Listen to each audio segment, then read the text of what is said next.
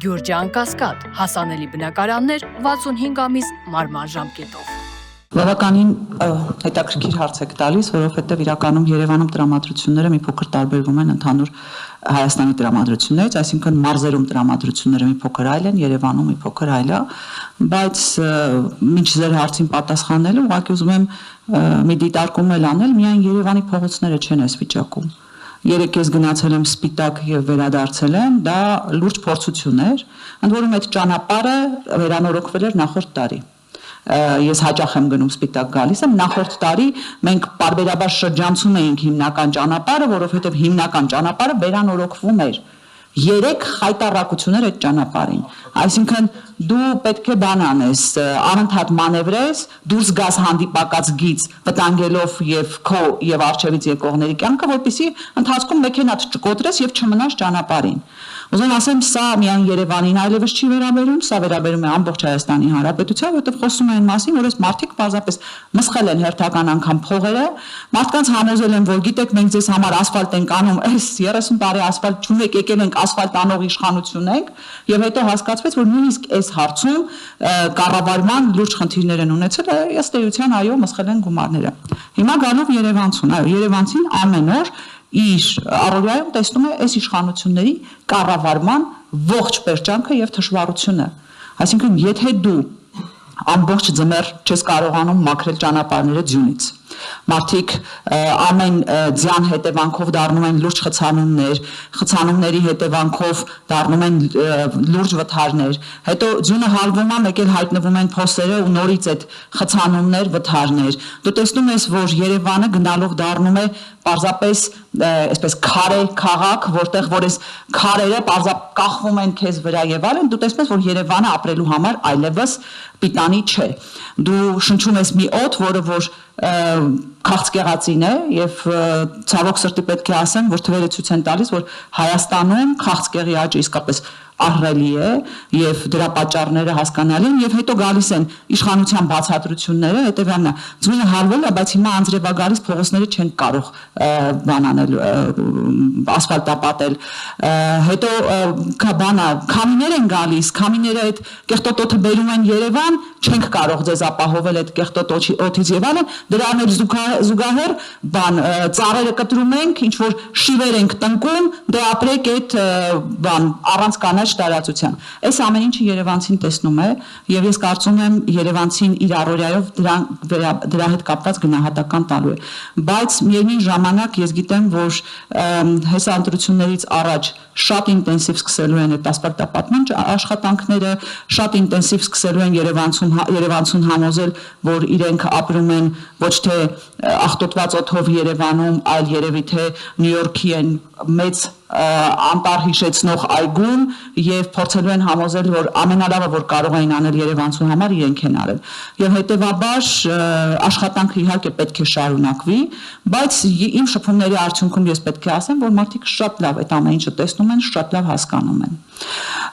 Հիմա ուզում եմ բարձրապես գալով նախորդ քննարկմանը անդրադառնալ մի քանի հարցի, առաջինը ինչ սպասել հունիսի 7-ից հետո,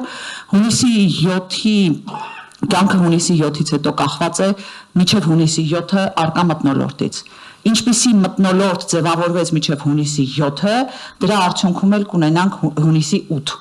Այսինքն եւ քաղաքական հետագա զարգացումները եւ մինչ ընտրական զարգացումները պայմանավորված են մթնոլորտից եւ այդ մթնոլորտի ձևավորման հարցում իհարկե ամենամեծ անելիքը ունեն ընդդիմադիր ուժերը եւ այստեղ այո տարբեր հարցերում ընդդիմադիր ուժերը պետք է ունենան ներքին համաձայնեցումներ սկսած նրանից, որ ընդդիմադիր ուժերը առաջին հերթին պետք է համագործակցեն ընտրողներին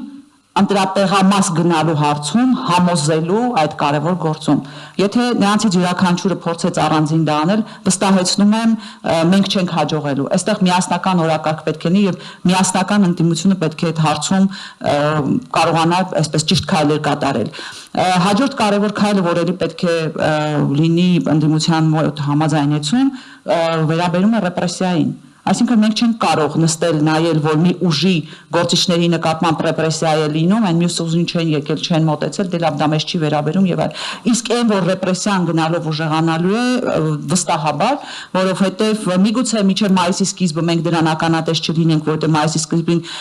լուրջ միջոցառում են նախատեսում եւ բազմաթիվ եվրոպացիներին պետք է համոզեն, որ Հայաստանը ամենաժողովրդավարական երկիրն է եւ մեզ մոտ այսպես ապօրինի կալանավորվածներ չկան, բայց մայիսի հենց այդ միջոցառման ավարտից հետո մենք տեսնելու ենք շատ ավելի լուրջ ռեպրեսիվ գործիքների կիրառում այս իշխանությունների կողմից։ Գալով երեկվա միջադեպին չեմ կարող նրան չանդրադառնալ, ուզում եմ իրավական տեսակետից նաև անդրադառնալ, Սաթիկը շատ կարևոր դիտարկում արեց, որ միջադեպից հետո անմիջապես պրոիշխանական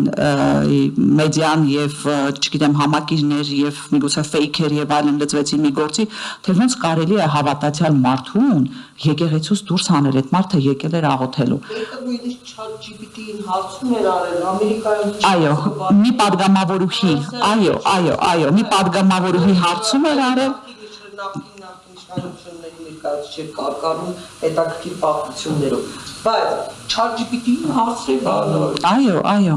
դե գիտեք երկիրներ են անկեղծ ասած երկիրներ են ChatGPT-ով կառավարում եւ եթե մի քիչ շատ լսեին, միգուցե կառավարման որակը այլ կլիներ։ Բայց գալով միջադեպին ասեմ, որ անմիջապես հաջորդեց իրապահների հաղորդումային մասին, որ երիտասարդների նկատմամբ հարուցվել է քրեական գործ, քրեական օրենսգրքի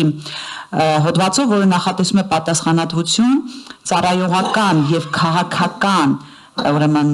ռեազորություններին կամ գործունեությանը խոչընդոտելու հոդվածով։ Սա մի այլանդակ նախադեպ է ստեղծելու, անկեղծ եմ ասում, որովհետև իրենք այդպիսի մի քանի հոդված ունեն, որոնց նախադեպերով տերորի են ենթարկում հասարակությանը, 3 այդպիսի հոդված ունեն, խորհուրդը ավելացրեցին։ Առաջինը ահաբեկչություններ, երբ որ մենք 18 թվականից հետո տեսել ենք ահաբեկչության հետ կապված բազմաթիվ գործեր, մեծ աղմուկ է բարձրացել, հետո այդ գործերը կորել են, փլվել են եւ այլն, բայց նստվածքը մնացել է։ Մյուսը դա հաջորդ հոդվածը հեղաշրջման կոչերն են, մենք ունենք բազմաթիվ այդպիսի քրեական գործեր, բացի հանրային դեմքեր հանդիսացող մարդկանցից, օրինակ ինչպես Միքայել Սրբազանն է եւ վերջինիս ուրեմն արտահայտությունը որպես հեղաշրջման կոչ դիտարկվեց, Սամվել Կարապետյանի մի նախադասությունը հեղաշրջման կոչ որակվեց, բազմաթիվ Facebook-յան գրառումների համար սովորական քաղաքացիներ կանչում են ոստիկանություն եւ այս նույն հոդվածով փորձում են մարդկանց ահաբեկել։ Երրորդ հոդվածը խուլիգանությունն է, որը իրենք այսպես օգտագործում են վիրավորանքին համարժեք քրեական պատասխանատվություն սահմանելու համար, այսինքն եթե մարդը պարզապես մի արտահայտություն ան, որից դու կարող ես վիրավորվել, իսկ վիրավորվելու պարագայում պարզապես քաղաքացիա իրավական գործընթաց պետք է սկսել եւ դիմես դատարան քո վիրավորանքի հետ կապված իրավունքները վերականգնելու, հիմա այլ բան են անում, այսինքն այդ վիրավորանք հիշեցնող արտահայտության համար խուլիգանության հանցակազմով քրեական գործ են սկսում։ Մենք էլի ունենք այդպիսի դեպքեր, այս պահին Վազգեն Սաղաթելյանը այդպիսի մի խայտառակ գործով քրեակատարողական հիմնարկում է։ Հիմա արդեն եկավ 4-րդը ծառայողական եւ քաղաքական գործունեությանը խոչընդոտել է։ Եվ ստացվելու է մի բան, որ Փաշինյանը այս իր արդեն սկսած քարոզարշավի ընթացքում այն նարնջագույն քարտեզի ձեռքը մոտենալու է եւ եթե ինչ որ մեկը ասելու է դե հեռու գնա ինձանից ես չեմ ուզում եւ այլն, ասելու են խոչընդոտում է իր քաղաքական գործունեությունը։ Եվ ես նույնիսկ մտավախությունս այն է, որ նույնիսկ կարող է մարդկանց միջոցառումներին գնալ։ Իսկապես անհանգստություն ունեմ, որ մեծ հարսանիքներին կամ չգիտեմ ինչերին կվերցնի իր այդ խմբակը, իր թիմը, կմտնի այդ միջոցառման տեղը եւ երբ որ մարդիկ իսկապես անհանգստություն կհայտնեն, որ ինչ է եկել մեր միջոցառումը, կներեք հարամանում արտահայտությանս համար, ասելու են